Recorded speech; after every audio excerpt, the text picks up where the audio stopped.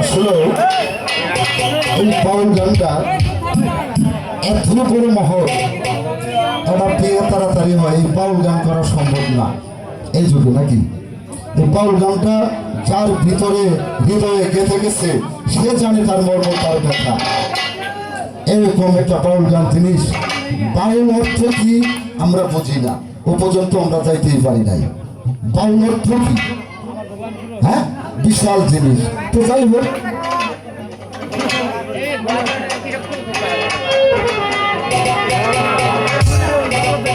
তো যাই হোক, আমি এই বাউল গানটাকে সর্বোচ্চ অন্তর দিয়ে ভালোবাসি।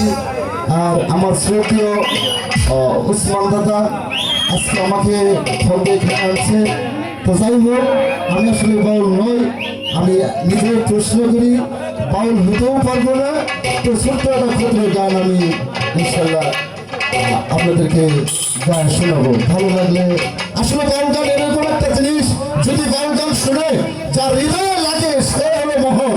আর যদি বাউল গান শুনে তাহলে কি গাইলো এটা, ওই গান গানা সার্থ হবে না। বাউল গান এরকম একটা জিনিস।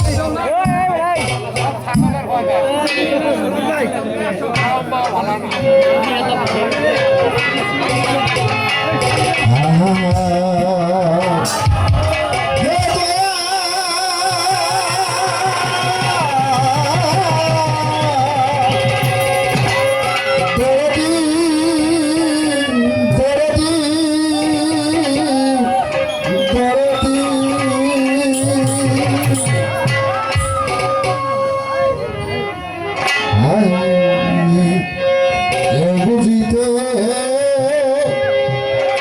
পারে না রে পীর মুর্শিদের খেলা, আমার দয়াল চাঁদের খেলা। ৩৬ বছরে কারো জ্ঞান তো আসে না,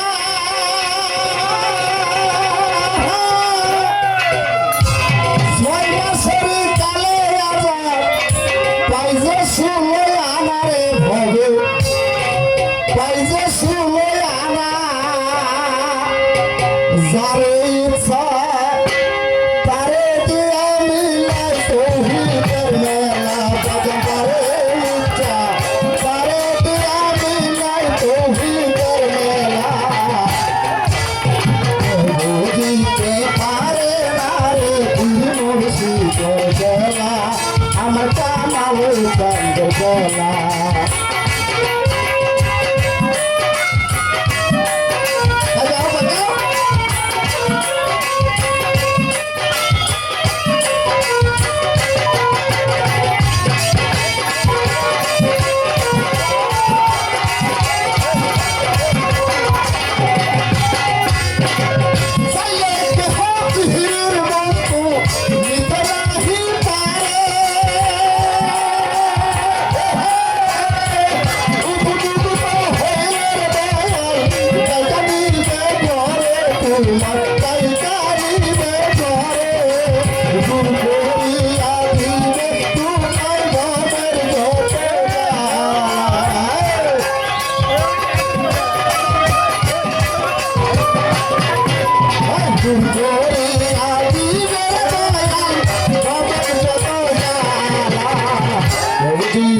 পারে না রে পীর মুর্শিদের খেলা, আমার দয়াল চাঁদের খেলা।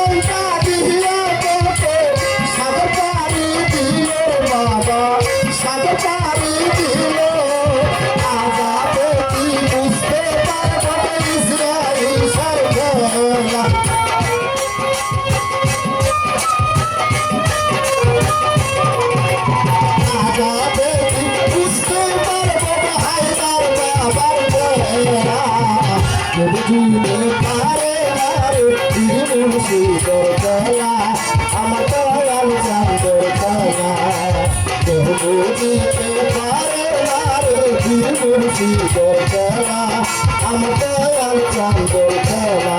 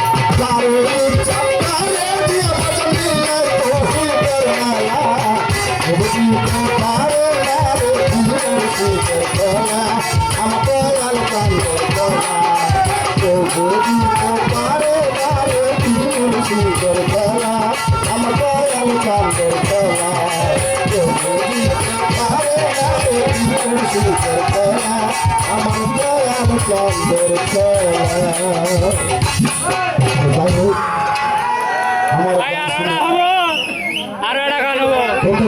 সুন্দর একটি গান গাইছেন।